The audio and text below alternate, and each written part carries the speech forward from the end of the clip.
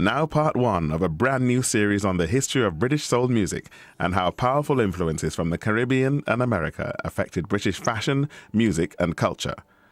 Contributions from Misha Paris, Tom Jones and Paul Weller in Soul Britannia, I Feel Good.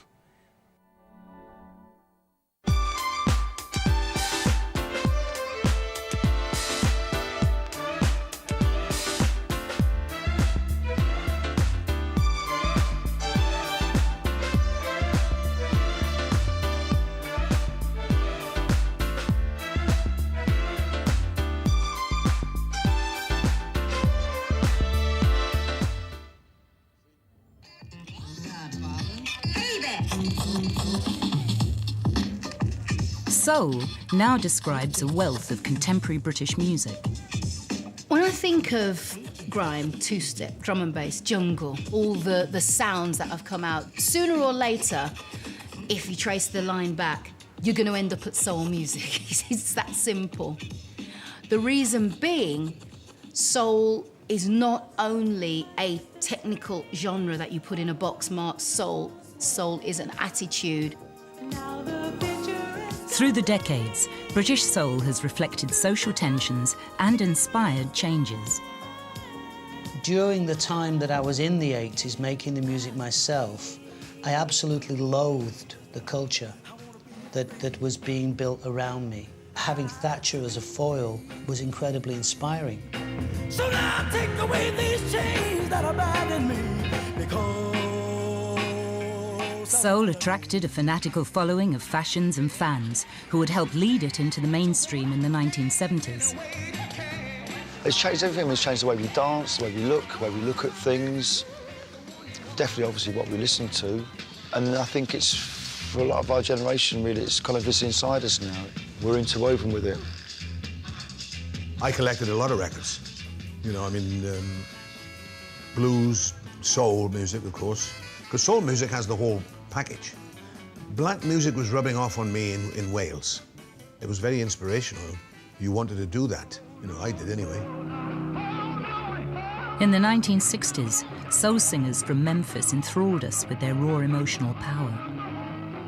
When you went and watched these people, they were so exciting.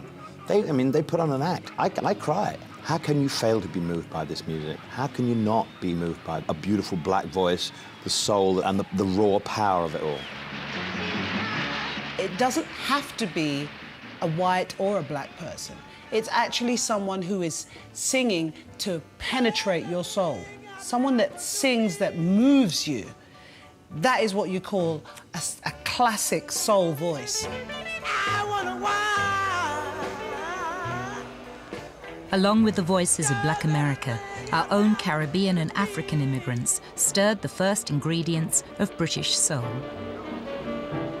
When our parents arrived in Britain in the 50s, I don't think this lovely island had any idea that the legacy that our parents was planting would be so weighty and so significant as to change the entire face of Great Britain forever.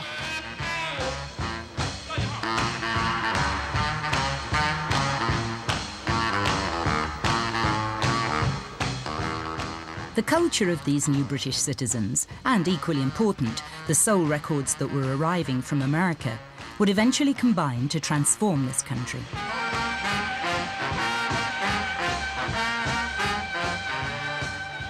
But our most exotic musical post-war tonic were the Latin dance bands in London's sedate supper clubs.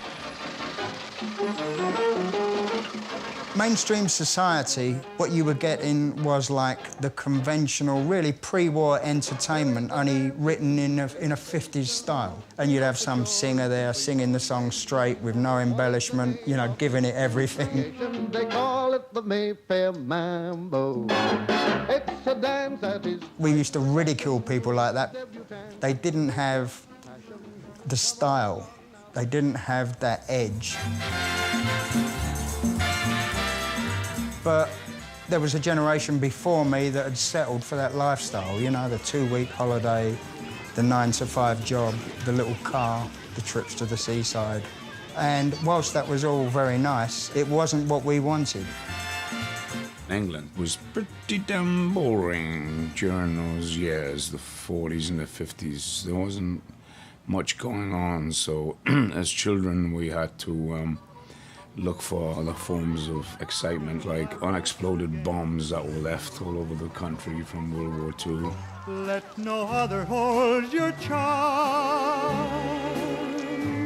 If my dreams should all come true. There must have been a hunger. There must have been. I think it must have come from maybe musical suppression.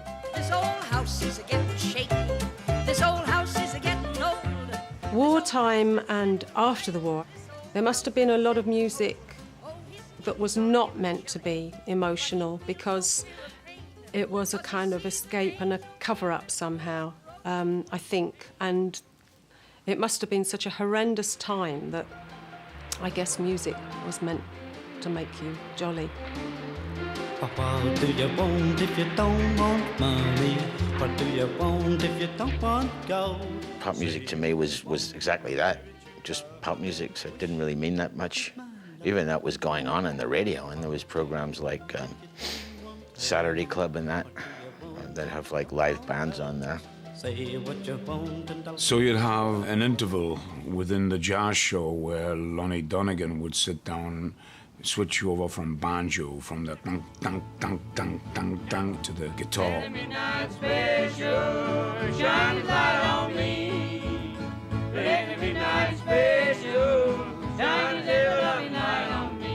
Let the midnight special shine its light on me, you know. And then we got into like, well, what's the midnight special? You know, what's this thing about shine a light on me, you know? So we'd do some research and we realized that it was all this mythology wrapped up in the music.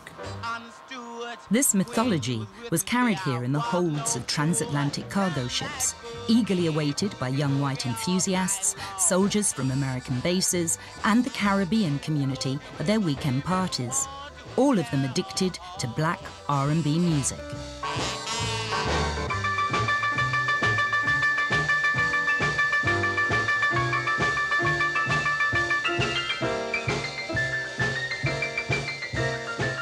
The sound systems that competed in playing the latest R&B imports would continue to be a crucial element of our homegrown soul.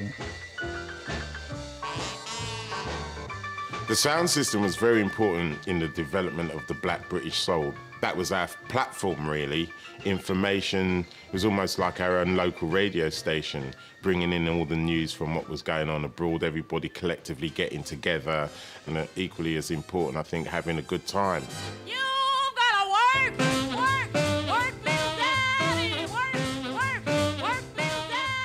Some white soul obsessives like Mick Jagger and Georgie Fame came to buy their records from the most powerful Jamaican DJ. I become big in the sounding system. No, that's because I got the best record. Count Suckle had the best record collection of anybody that I've ever known. Suckle was importing all the stuff from Memphis, and he also played great Blue Note jazz records, and he also had all the latest records from Jamaica. So if you went down Suckle's place, you'd hear everything. Anywhere I play on a Saturday night, it's 2,000-3,000 people. So everybody know, here I've Count Suckle.